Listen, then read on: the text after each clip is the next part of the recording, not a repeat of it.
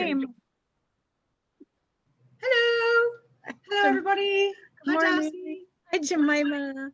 Welcome to Awakened Positive Power, everybody, where Darcy, Marta, and myself, Jemima Godsoul, talk to you in relation to depression, mental health awareness, and suicide prevention. Heavy topics we don't know, but we are trying to create a normal conversation surrounding these topics. They're tough ones to deal with, and society tends to shun them when we all sort of feel these deep things, or not even. Maybe it doesn't have to be a big deal. It can be a tiny deal, but just to be able to talk freely about things that are a little uncomfortable to talk about, making sure we know that we are never alone. What do you say about that, Das? That's right. That's right, sister. We are never alone. Never alone, yeah. And Darcy and I have pretty much a different topic every week, or a guest every week.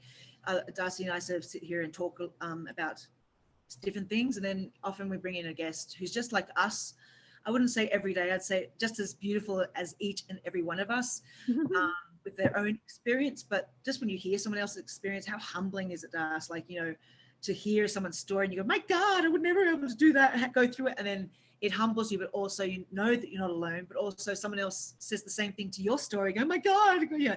And just that's exactly right. Somebody might say something that resonates with you, and you go, oh my God, that's me, that's me, that's me. Yeah. You know, and then it kind of validates the fact that you're not just tripping out and there's something wrong with you, you know. And none of us are stars. Like, we don't want to be stars. We just want to be we're just trying to survive this crazy life, you know, this whirlwind, this roller coaster of challenges we are presented with in this life. And it does bring up things, and to remember that we're all in this together, you know. And even though we're doing it alone, we are in this together collectively as a group while we fly this crazy ride. You know, it's amazing. Yeah, it's an interesting ride. Also, remember to mention the disclaimer. Thank you. Yes, 1-800 number below for the suicide prevention number. If there is anything that you need to discuss, or anyone you know, even if you're not quite sure, please reach out. And there is a disclaimer below, just if you want to give it a read, just so you know, you understand where Darcy and I are coming from. We are not coming here as therapists or medics or any other sort of profession. We're just literally coming out as your friends. And hopefully, you know, we are both professionals in our own way, but we do talk to you as friends, and just hope that we can, I don't know, just give you a hug and give each other a hug. Yay! A virtual hug. They squeeze you. We're a little silly. You know, it's good to be silly. It's always good to be silly, because that's my life. I'm silly. But I've embraced that. I've embraced it. No, 100% authentic. That's what we do, is come as 100% authentic.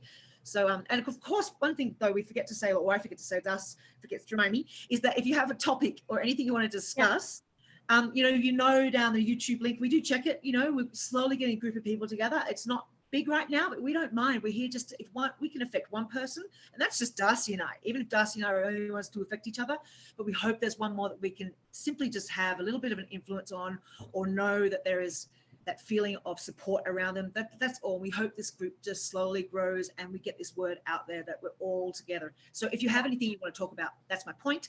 Please write us a little note. I'm happy to bring it up. Yeah, write us a note. And it doesn't matter. You know, if you have something that's been kind of nagging at you, or if you have a friend that something is bothering them, and you're just, you could always come as a guest too. Yeah, like, sure, we love it. Bring it on. You know, come and join us. Come on down. If you are too shy to put yourself on camera, I totally get it. Yep, so I am. Yeah, wrong. So wrong. That's her natural habitat. No, not really. I get really shy, but I just try and focus that I'm doing this for everyone else rather than me. Because as soon as I think about me, I get really like, oh my God, I don't look good, and I get I'm tired, and I get any excuse to not do it. But if I think this is the reason behind it, is to get to reach somebody who I know with my own depression, sometimes just hearing this babble in the background might have been a saving grace of someone who's just normal, who's your average person, who has no reputation, all that sort of stuff. Right. Would just been a nice sort of hand out, and may have shifted things. And so now I hope that's what gets me on camera. So right. Darcy. Even though Darcy was my camera instructor, so maybe I should say yes. Yes, Darcy, Miss Darcy, I want to be on camera all the time. No, really, it's okay. That's okay. You don't have to. I mean, I break all my own rules on this thing anyway. So You do, don't you? yeah, I totally do. I wiggle, you know, I blink, I get too close. I mean, all that stuff. Love it. 100% authentic people. Anyway, let's bring it back down a little bit. And Darcy, where would you like to start the conversation today? We were having a great conversation, as we usually do before we start the camera. And we said, let's just jump in.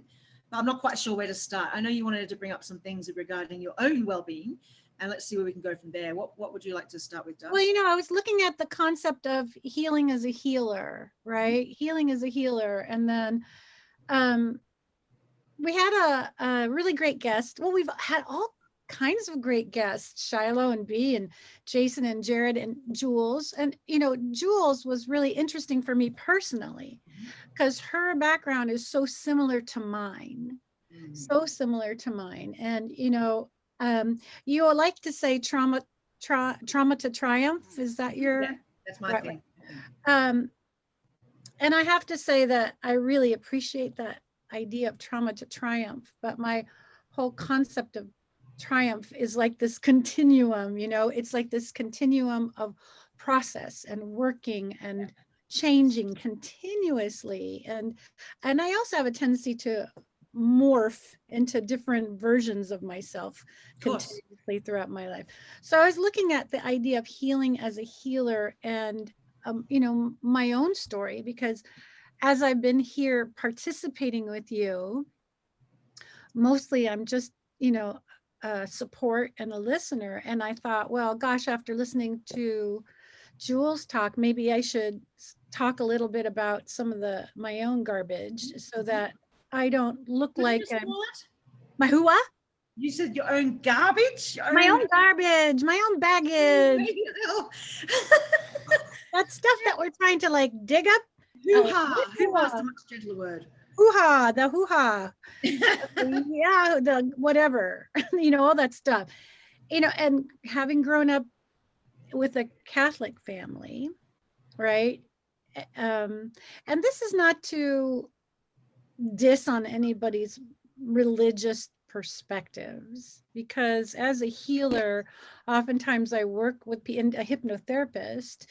I want to ask a person, you know, what is your spiritual, you know, preference or connection, or, you know, what's your spiritual language, so that I can incorporate it.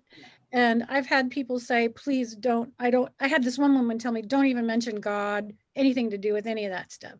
I'm like, okay, we can totally go there. And then some people are very, you know, pragmatic with their word usage. So for me, growing up Catholic, I had this real love-hate thing with that. You know, I mean, I love the mystery, the ceremony. I love the whole idea of the higher consciousness and the, you know, the singing and the connection to God and the concept of Jesus and that whole, I loved that as a little kid. I was super spiritual as a little kid, so much. I had a real problem though, because I was told at a young age that girls could not be priests. I was devastated. Yeah. I'm like, what do you mean? Well, Jesus was not a priest. I'm like, I didn't understand that. Well, I thought, well, but that was back when he was back there. Yeah. Right? That he's not here now.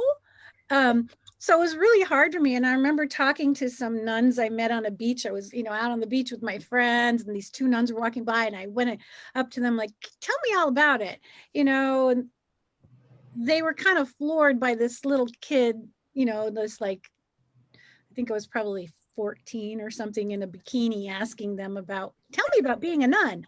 That was pretty bizarre. What a great image, right? By the way. What? Priests would never wear bikinis. No. And so, you know, they were telling me that, you know, their whole thing was about service. And I asked them, I said, do you ever get to, you know, do what the priest does and, you know, do the whole thing? And they looked at me like really confused. So, that whole thing, but also the shame. There's so much shame involved in that religion and other religions, Yeah, especially true. around women. The guilt. I know the guilt is something as a Catholic, a child growing up, so much guilt. And I was angry about the guilt because I thought, what religion promotes me to feel guilty about anything I do? Yeah. Yeah, it's really a pity. It's really, really such a pity.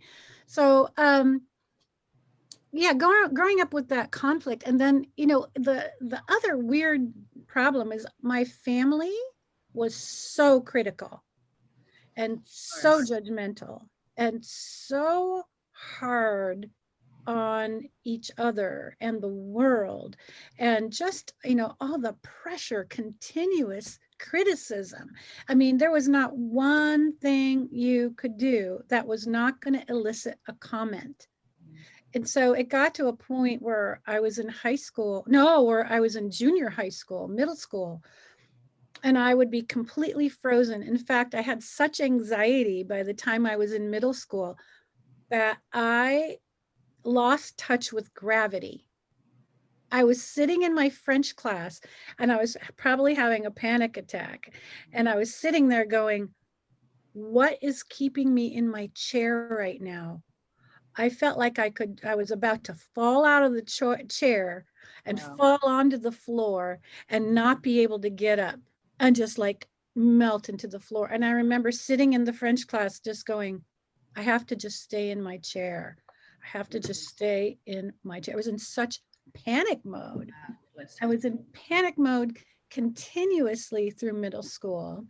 And of course, because of that critical family, and the church, never got to talk about it with anybody, never spoke about what was going on. And so by the time I got to high school, I really developed a hard time with doing my work.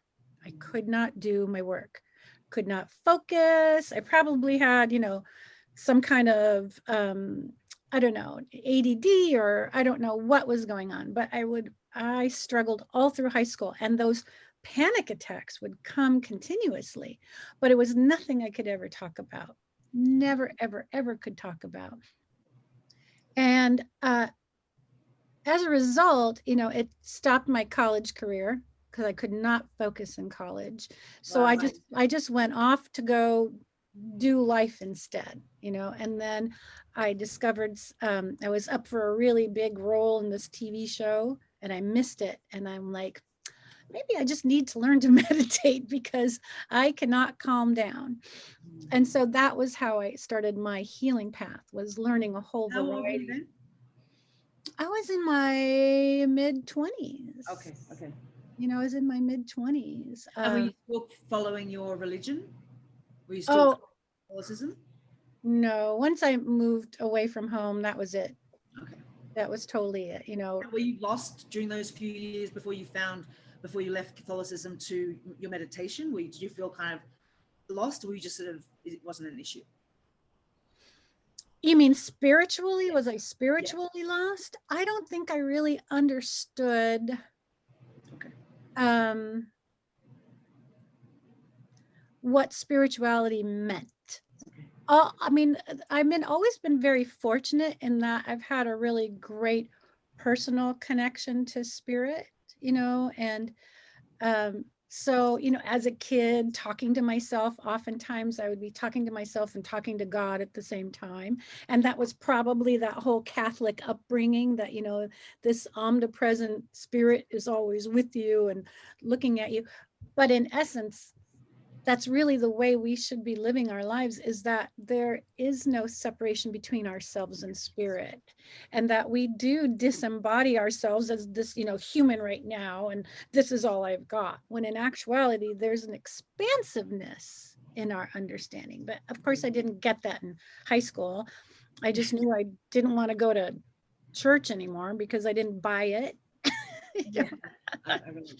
Right. So yeah, so learning, I had a friend who was really big into meditation and Tibetan meditation, and she was very eclectic with her approach. And so she and I started a meditation class every Monday night and a healing workshop. We decided it was going to be a healing workshop. So we did it every Monday night for 6 years. Wow. And the groups would change, they would come and go. She'd bring in different teachers. We would do different styles of meditation. And it was wonderful because it really set me on my personal path about what healing is about. And then I also had to look at being an actress, because a lot of people go into theater arts with an idea that it's to become this big actor. But in actuality, I think they go into theater arts because they have a need to find their voice, find their connection to their feelings, right? And learn to express themselves Yeah. in public. Or have a license to express them. If they've, I know, big emotions, my big emotions were too big for reality. Yes. I was allowed to use them on stage. Exactly. Exactly. And you find a way to say, okay, I'm accepted here. I can, own my own and express it. And I think that has a lot to do with people's healing. Yeah. So I really appreciated listening to Jules talk about that. And my biggest struggle as a healer is calling myself a healer. Right?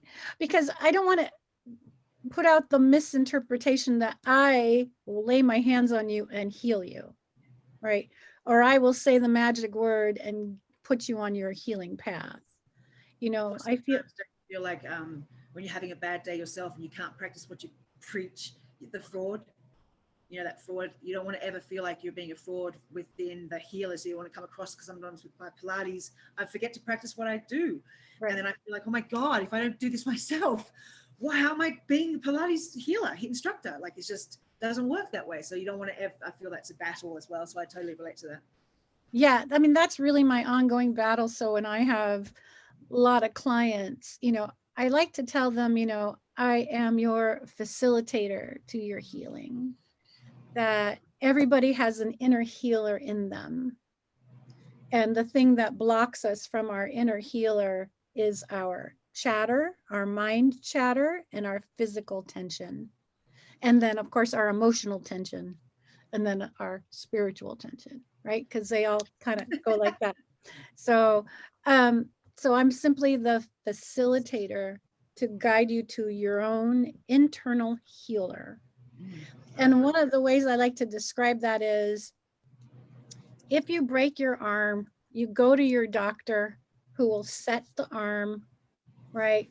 Give you a shot of whatever antibiotic or anti-inflammatory, wrap it up, set it, and away you go, because what's going to happen? Your body's going to heal itself with the proper attention, right? The doctor doesn't go like this and heal you, right? The doctor sets you, and then they say, okay, rest, take care of yourself, rest. How often do you hear from the doctor? Rest. Yeah. Right? And that way you can go and heal yourself. And most of us don't know how to rest. Yeah, totally. We just don't know how to rest. We go home and we say, yeah, look at this stupid thing I did. I stupidly broke. I can't believe I did that. Or look at, this is what happened because that jerk did this to me. I mean, we're either in anger mode or blaming mode, and it's not resting. We are not resting. Right. So it's hard oftentimes for your inner healer to come through with that. So, embracing this idea of healer has always been hard for me. So I like to say I am a facilitator to set you on your path to healing, or myself. And that way, when I have really crappy weeks or crappy days where I don't do my own work, I can say to myself, okay, you got to turn it around on yourself and do this for you. You got to make yourself your own client right now. Exactly. Right? Otherwise, can I just say one thing to everyone out there? Darcy, you are an incredible healer. I know you said facilitator, but ever since I met you, I met you before I even got to know you. We did a body sensation healing with my first introduction to some shamanism, and you've always called you a healer, and so don't ever underestimate your skill as a facilitator. and holding space in the most amazing way. I just have to butt in and say that, all right, on you go. Thank you. What a beautiful thing to say. I mean, I really appreciate that. And one of the things I'm also really, thank you so much for that, Jemima. It's just the truth. Sorry, it's just, I'm not like giving you a necessarily compliment. It's just the truth. Well, thanks. I really, really appreciate it. Mm-hmm. Give me more. No, I'm kidding. But you know, to finally say, okay, yeah, I am psychic. I used to tell myself I was accidentally psychic. You know, I get these like accidental pieces of information, but now I have to really just own it and sit with it and learn how to really channel it properly. And that's really what this is all about, is channeling things properly, you know. Um, so good for Jules. Thank you. I want to say, you know, thank you for Jules for talking about her early childhood, because, Yeah. you know, as we grow old, we carry so much of that within ourselves. You know, I have such loud critics in my brain all the time that I have a tendency to get in relationships that become the same critics all over again. Oh my God, it's just the worst. Or I will manifest working with somebody who again has that, you know, critical voice, and I have to kind of recognize it. Yeah. Yeah. Right. So you keep remanifesting those relationships until you're better at seeing it ahead of time and saying, taking responsibility to how you respond to that when you're conscious of it, how you respond, and how you don't have to. You can. It's a choice now when you're right. conscious of who you surround yourself with, or how you're going to respond from then on, which is the biggest challenge, because they're having that power. I hate that word, but or control. Both words are kind of iffy with me, but both those things it gives you that sense of whole responsibility for yourself, yourself path, yourself role, yourself ability to take control of your own self path, I guess, or your goodness in your life. So it's tough because you don't have anyone to blame it on but yourself. Right. Well, I had a friend the other day, and she made some kind of comment about something about me physically, and I had to stop myself and go, wow, that was really critical. I don't think she heard how critical it was. And then I realized, well, that's what she's really thinking about herself right now. Yeah, it's always a mirror. But somehow she felt comfortable dumping that in my direction. And so I had to tell her, you know, I think you need to rethink that comment. Good for you.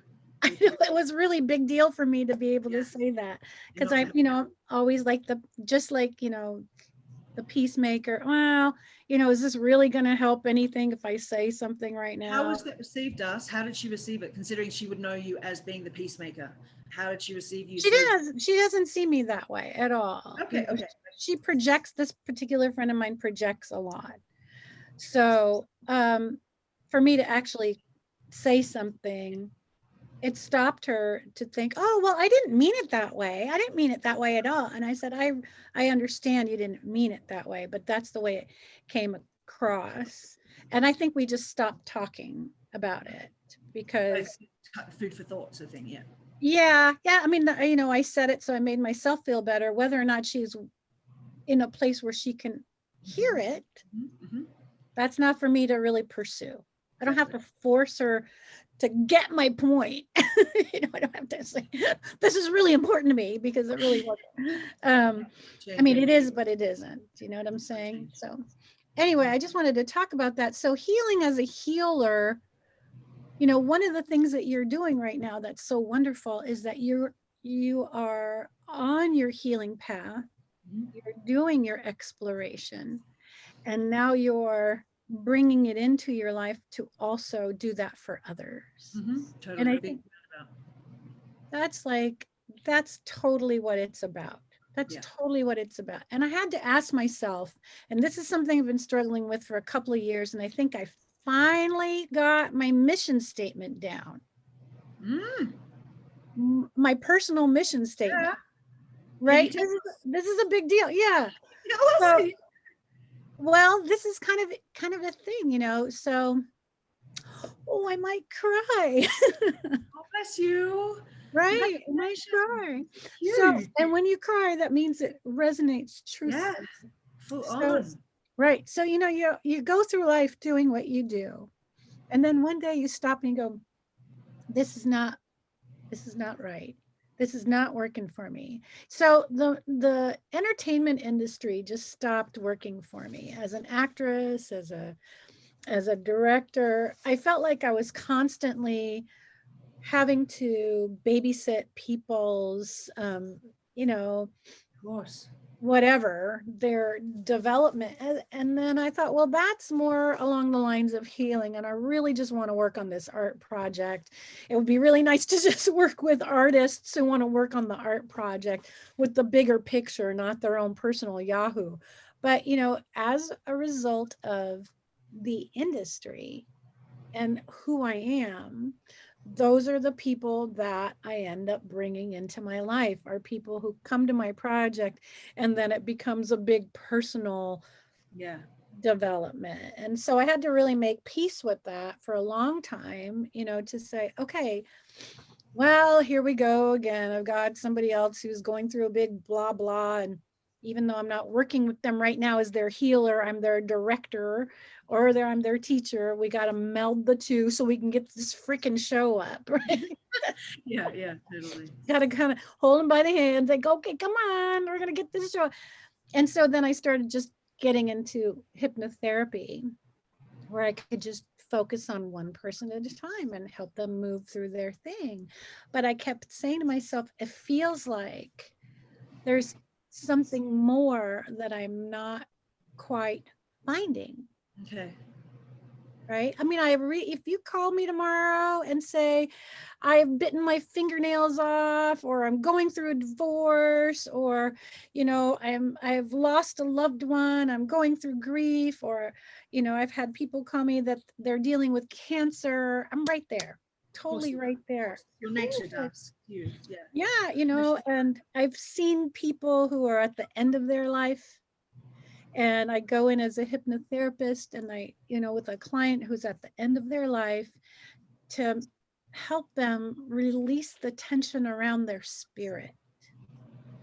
They can release the tension around their spirit, because we have mental tension. That's where it all starts. Mental tension.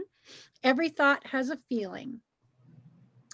So mental tension, emotional tension create lots of physical tension, and then all those things create spiritual tension, right? They all go together. There's no way to separate them. So as someone is facing the end of their life, to help them release those tensions so they can release their spiritual tension, it's beautiful. Beautiful. And Huge. Beautiful. Huge. it's really huge, and it's just really a beautiful thing to be able to and I think that has a lot to do with my Scorpio nature, you know, death and rebirth and all that kind of stuff. So I realized I've been talking to people recently, and people are really talking about our technology. Like we're so stuck. I mean, just the fact that we're on Zoom, yeah, right? And what, But thank God we can be. thank God we can be. Yeah. I mean, it's again, it's that double-edged sword thing, right? It's like, it's great and bad at the same time. And I really feel like what my true mission is to help people, not just individuals, but as a group, retain our sense of humanity. I feel like as a race of humans, we are losing our connection to our humanity. Here, here. Right? And on one side, I think we're really embracing it better than ever. You know, like when I was a kid, I couldn't talk about the fact that I was having a freaking panic attack and couldn't concentrate, and my studies were horrible, and everybody just wrote it off. I think I was put in bonehead English. No, bonehead math.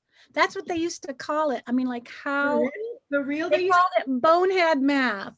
I was put in bonehead math. Joking, saying bone. I was about to say that's terrible. Oh, no. And not only was I put in bonehead math, so during my math class, the tutor would come out and they'd say, come on, Darcy, take me out of class, bring me to this little side class, put me there on a table with some different kind of math, and then say, try this. Oh my God, Like, that's Oh my God. It's a way to encourage you or to make you feel, oh my gosh. It was devastating. That's just so So messed wrong. up. Which we would never do to a kid these days. No, We would you'd be never do that. sued. No, of course not. And of course, I don't have a problem with math, but I'll tell you, that followed me for ages. I'm sure. For ages, I grew up as an adult thinking I was really bad at math. Yeah. And my ex class. Huh? You were put in bonehead class. I know. I remember my ex-boyfriend used to laugh at me because I used to tell him I'm really bad at math. So he'd always pretend and like give me some kind of math question, and then he'd laugh at me for it. And I remember we were at some store one time and I was trying to count back the change because the guy was counted it back bullshit. And my boyfriend discounted me and said to the guy, she's really bad at math. Right. Ooh. Right. And I'm like, oh, was it my fault? And then when I walked out and I recounted it, and I'm like, no, he made the mistake. He made the mistake. And you did not support me. That's why he's an ex-boyfriend. But anyway, Here. But you know, years later, here I am managing a restaurant and they have no accounting. I have to create their whole accounting for them. They had no way to track their income for the day. I'm like, what is this? How come you don't have this? How come you don't? So, you know, just the way we would talk to children is changing dramatically. There are schools that are teaching meditation in classrooms, which is what we should do. Definitely. We should teach meditation and self-esteem to children in elementary school. Well, you see, Darcy, the evolution of the world, how it continues, you know, from the 1800s to now, etc., how we go through these curves. Big curve. That is the beautiful awakening we are doing as these human spirits with our technology, with this. But we have this extremity of the profound brilliance of being able to talk about mental health and meditation for kids and doing yoga classes as exercise, to this split side, which is dehumanized, of us looking into a computer where you see a group full of children not talking to each other but hanging out on their screen. Yeah. And not being able to say hello to a human because they don't know how to, because they've lost human skills because they're always on their internet. So I mean, what are you going to do with that, Darcy? What's your answer? How are you going to save the world? Right.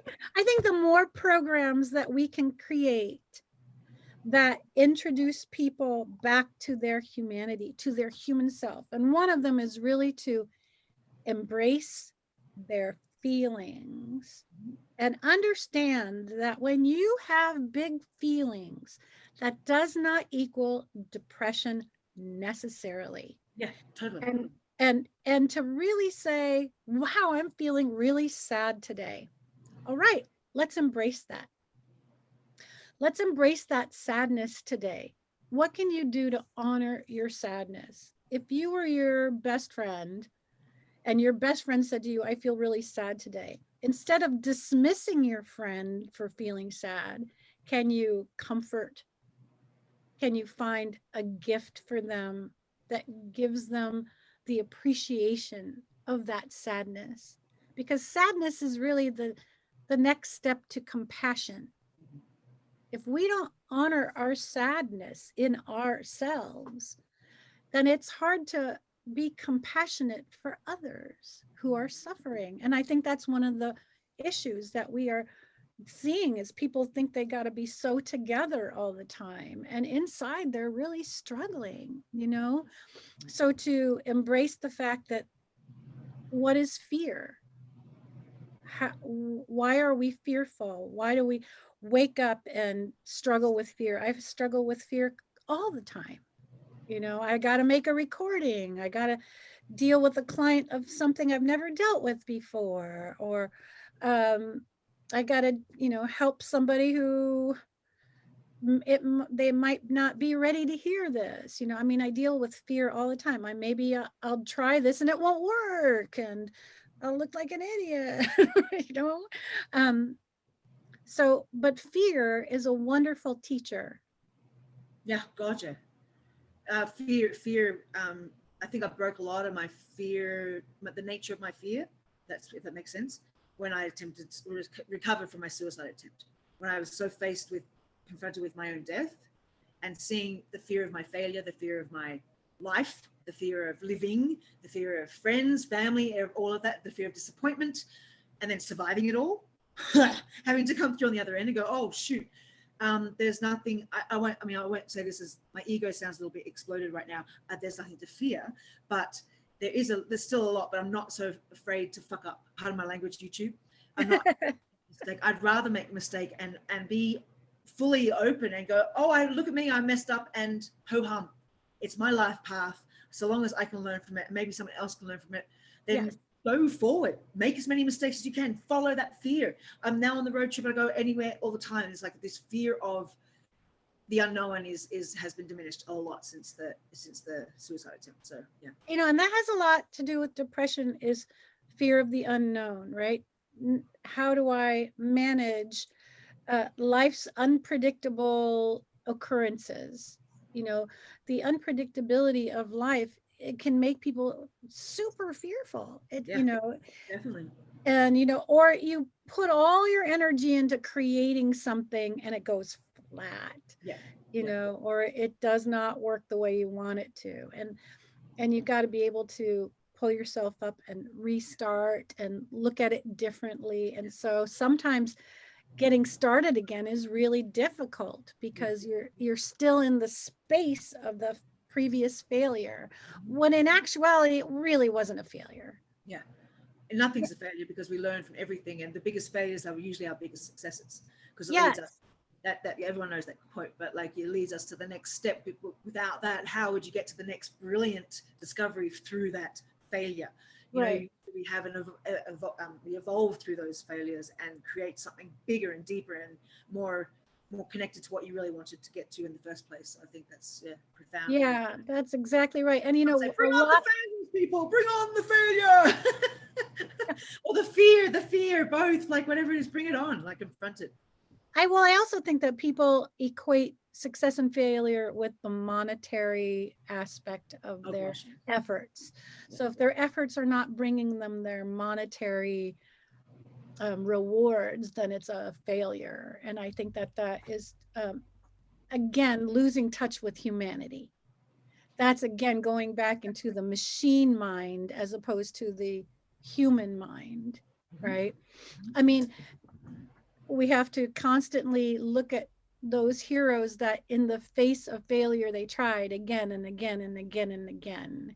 We have to go look at it. And the only ones that are right in the top of my head are, the light bulb and the Wright brothers, right? The Wright brothers risked continuously, right? There's so many people like that who would just try again and again and again until they made it, they were in their creative mind, which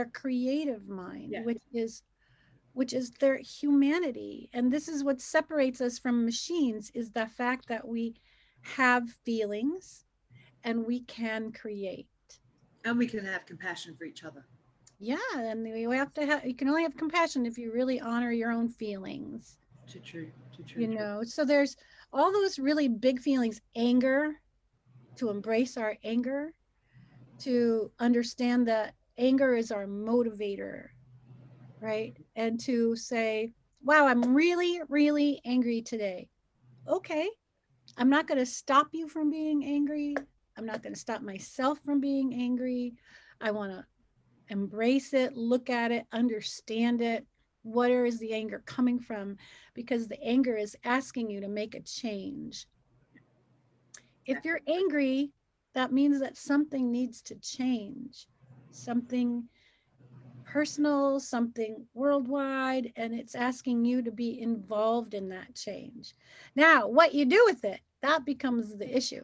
Yeah. So if you're going to use violence to make a change, you're probably not on the right path. Yeah, but it is. It's a powerful trigger to allow you to step into shifting for a greater sense of well-being, because you don't want to sit in anger, and you hopefully don't want to be angry with everyone else. So it's a really powerful force. I always say in Pilates class, because I babble, I say, if I annoy you with my babble, Do you like me? If I annoy you, change that frustration and use that energy rather than darting daggers at the camera. That's useless energy. Put it into your body and work it. Go, oh, use that strength that's in your system of fire and use it to move your body in a different way. Don't waste that. Use it as a muscular strength. And it's profound. And people just go, I love it. So I babble even more. Good for you. Yeah, That's awesome. I know sometimes it can be annoying to people, you know, and I don't want them to feel like, oh God, this class is so. It's just like, no, you can actually change it and shift that sort of anger into a constructive, positive energy for yourself to benefit even better out of it, more out of it. And they become the winner out of it rather than, you know, feel like they're losing money and time, you know, so it's good. Yeah. That's wonderful. So yeah, I think, you know, understanding anger is a big deal. We tell women they're, you know, they're bitchy if they're angry. And a lot of times people don't understand why they're angry. You know, this whole idea about, you know, Karens, you know, these women that are entitled and that they, you know, these middle-aged, economically secure, or, you know, that they feel so entitled to walk in and say, this is wrong and you got to do it my way. Those kind of people. We really have to look at the fact that these are some angry women, and I really wish that they could get in touch with what are they really angry about. Right. It's not, they're not angry about the fact that, you know, some minority is standing in line in front of them. You know, some minority person of color standing in the line in front of them. They're angry about something that they don't have in themselves. And to really take somebody like that and say, let's find your true anger. And for society to turn around instead of just name calling them and say, wow, you poor thing. Yeah. What are you so angry about? Yeah. You're angry about the fact that you're afraid, Yeah. about the fact that you're not as important or special as you think you are. Yeah. And the real ultimate truth then to eventually lead that person to is to say, yes, I am. I am special, but I am no more special than any other human being standing next to me is special. Yeah. I mean, that's where we want to lead them eventually. But Well, we're the, all together, yeah, you know, we are all in this together. Like we're each, and even though we're on our own journey, we're all in this together as a collective. None of us are any different. We all bleed the same. We all feel the same emotions, the hate, the love, the passion, the drive, the whatever it is, does not matter. And that's what we've got to try to get the reality to, like the understanding amongst each other back to. right, right. Das, my love, I know we've got a big conversation. I want to hear so much more about you, which we can because we're on every week. Oh, yeah. We will probably, we've got like a little bit more time left, but I think, you wanted to do a meditation this week, correct? Well, I'm going to pull a card. No, we're going to pull a card. Woohoo! Let's do it for you this week. Well, I'm going to do it. I'm going to do it for the idea that that's my mission statement, Okay. is to help people stay in touch with their humanity, is to embrace their humanity. You are so amazing. You're such a beautiful person. For one person to be able to carry that as their life mission, you, my love, are the perfect person for it. Oh, thank you so much. No, thank you for what you're going to bring to us as a people. Yeah, you've got that. You got it. You got it, sister. Excellent. Well, you know, the beautiful thing about being human, you know, and this is what I really am hoping to get people to embrace perhaps when they come, is to say that the wonderful thing about being human is that you have your animal self, you have your body, right? You have your instincts, you have your basic needs, wants, and desires. And then you've got this wonderful emotional depth where you can feel deeply about absolutely everything that you encounter in life. And it's your mission as a human to embrace that, to own your feelings, to share them, and to make sure that you corral them so that they do not control you, but you can embrace them and share them. I try to avoid the word control as much as possible, because controlling your emotions oftentimes denotes suppressing. Yes. And what I'd, right. And it's, so I'd rather, you know, somebody embrace their feelings and share them in a healthy manner so that the feelings are not overwhelming, or that you don't dump on people, but that you can become a compassionate person because of it. And then the other thing is that our minds are brilliant. Everybody has a brilliant mind. There's not a soul out there who doesn't have a brilliant mind. I don't care what your learning curve is. We all have this ability to think individually.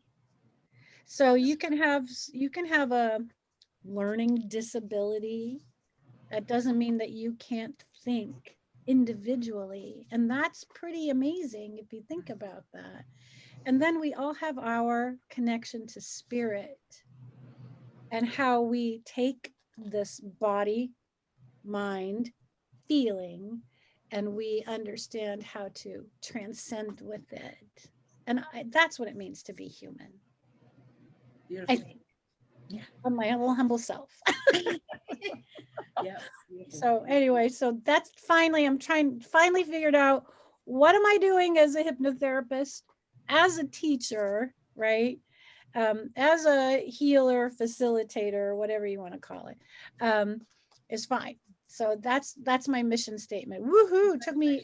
And on the cusp of your birthday, perfect timing. Congratulations. Thanks, 61 years to figure that out.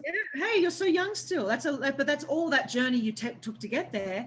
That you had to have those life lessons to understand what this means to carry that mission. I mean, you would not be able to carry the mission half as full of depth and inspiration than you would without the experience you had. So that is a mere 61 years, my dear. You know what I mean? And also you've taken the challenge, the step with your taking care of yourself with your teeth and all those sort of things. Like, oh, yes. Awesome. I mean, these are the best years of your life coming up. So I'm so proud of you. So happy for you. Thanks to the Japanese for saying I'm in my second childhood. Yeah. I really like that. Okay, we're going to straighten up. I love the Japanese. Bring it on. Yeah, yes, they say, oh, you hit 60, second childhood. Here it is. So I'm in the club, but I'm in the happy club. Because we can have a whole nother session on being a 60-year-old woman, but we're not going to go there right now. Well, I can ask my lover. He's 63, and so you guys can have a chat about it while I sit there as the young 47-year-old. Just joking, guy. I know.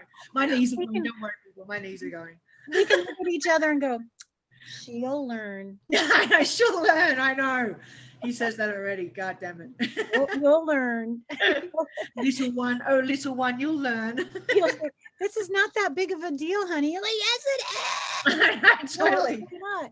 It's really going to be okay. No, it's not. And then she'll learn. Yeah. All right. I get it. Maybe we won't have that interview. Okay, Darcy, so what card are you going to pull for our lovely community? Well, I don't know. This is kind of bizarro. So I just pulled something random without really focusing my thought. So, yeah, but you were talking about it. And I kind of brought it in later. So I decided to use Yasmin Boland's Monology Cards because I really just got them and I just kind of want to learn how to use them. So I have to look them up. So hang on 1 second. While you're doing that, I got this beautiful angel wing in hematite, or some people say hematite. Can you see it? Yeah, that's so really see it. I know, it's absolutely beautiful. And I changed my obsidian protective gem to this one, which for some reason I feel really a lot calmer. The obsidian was really to keep out the devils and the anger and the this one's about protection. And so I think since my last discovery last week about coming confrontation with my own inner demon, this has brought a sense of calm. So everyone, hematite, beautiful gem, and it's really very calming in terms of protecting yourself with that beautiful shield.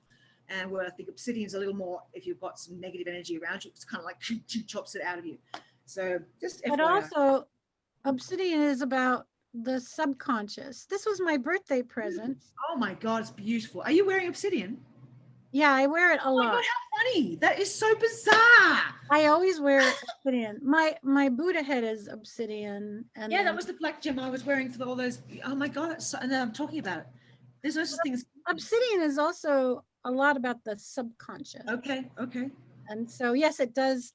It is a nice negative propellant. repellent, however you want to say it, but it's also a facilitator to the subconscious in Okay, a okay. protective manner. So here I have a bear. This is from Northwest Jewelry. That's I think absolutely beautiful. Who gave you that, may I ask? Mr. Massa. That is so, Masa, nice job. That is beautiful. So it's a bear of directed Yeah, energy. that's And I amazing. just think that's Absolutely gorgeous. those bears, they're the Yeah, healer. They, they sure are. they go into the cave. So the card I pulled, we'll find out what this means, is Okay. the mutable moon. Okay. Ooh, that's Nothing, nothing is set in stone. whew, dun dun dun. Right? Okay. So mutable is all about change. Yeah. Oh, this coming up time. Yeah. I'm not an astrologer, but from all the astrology I'm reading about, we're going to come through some nice changes. Yep. Looking forward to it. Shape shifting, even something Ooh. that is still developing. Oh, yeah. You're looking at property, right? Yep. This Sure. card indicates that something is indeed changing and there's room for maneuver. So take it as a sign that the situation you're asking about is far from finalized. Um, If you are not happy with the current state of play, that's marvelous. It means you can still change the course of outcome. There's also a sense that the situation could be unstable and is in need of change. This is some great news because you can still influence it. Others struggle with uncertainty, but weren't we talking about that? That's what leads to depression for a lot of people, is life's uncertainty, and then suddenly they're forced to make change that they could have seen coming, but decided they were just going to keep going on the same path So the regardless. fear of change and all that. The fear of change. Um, Nothing is set in stone, this says. Attuned to the moon, no, and your statement is, I know that the best will unfold for me. Additional meaning for this card means you're meandering towards your goal, and that's okay, especially because I have Mars in Cancer, and so I have a tendency to go sideways towards my goal this way, Yeah, as yeah, opposed yeah. to right. Oh, crap. Um, yeah, staying adaptable is the key to success, making sure that you are on your path and not being led astray. Yes. Stay focused, stay with whatever it means to you. And so I'm glad I set up my mission statement now Yes. because that really helps me stay focused. Um, so the teaching is, in astrology, there are three so-called, oh, okay, there's the cardinal, the fixed, and the mutable. Those are what's in astrology signs, the Yep. cardinal, the fixed, and the mutable. The mutable signs are Gemini, Sagittarius, Virgo, and Pisces. Hello. Uh-huh. And when the moon is in one of these signs, you know there's going to be more flexibility in the situation. Anytime you pull this card, it suggests there's the opportunity to keep visualizing and affirming what you want, as there's still room for change. So think about what you want and enjoy your daydream. And as a hypnotherapist, I would say utilize your daydream and embrace daydreaming, and let's do it with some hypnosis, right? So Mm-hmm. yay. Okay, so that was a good card, right? Good. Woo, everybody. Thanks to Fantastic. Yasmin Boland and her Moonology Oracle cards And today. mutuality, like everyone needs to just go with the flow. Ease Yes, up, ease up. It's okay. We can, things don't go as planned. Don't be scared. Just keep moving. That's yeah, what I'm. and of course you little Pisces are much more mutable. I, as a Scorpio, have a tendency to go, I gotta go down underground for a while. Bless you. I'll Your come life out in a little situation, while. your life and death situation continuously. All right, lovely people. Darcy, thank you so much for your story today. It was absolutely wonderful to share your own journey and how you're dealing with being healing your own as a healer. And congratulations on your mission statement. Fan-freaking-tastic. I'm so proud of you. As I said, we will all honor this role that you're going to play in your life path and our path as well. People, love you. Peace out. See you next week. Don't forget to like, share, and subscribe. We love you. Send us an email. Send us Yep. a message. We're Take care, my here. loves. See you, Das. Bye. Bye.